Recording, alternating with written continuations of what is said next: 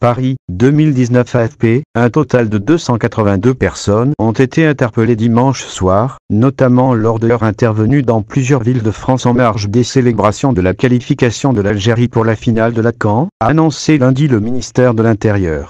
Sur ces 282 personnes, 249 ont été placées en garde à vue, selon un bilan du ministère réalisé à 06h00.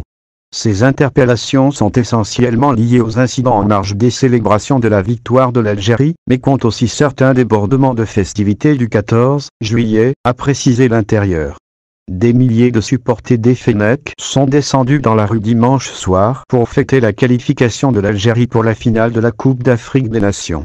À Paris, où des incidents entre supporters et forces de l'ordre ont eu lieu sur les Champs-Élysées, 50 personnes ont été interpellées dans la soirée et 202 ont fait l'objet de vidéoverbalisations pour des conduites dangereuses de véhicules, a indiqué la préfecture de police.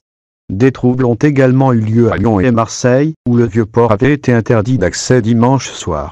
Des heurts se sont déroulés notamment jusque tard dans la nuit dans le secteur de la Porte d'Aix, où les forces de l'ordre ont riposté au jet de projectiles avec des tirs de gaz lacrymogène.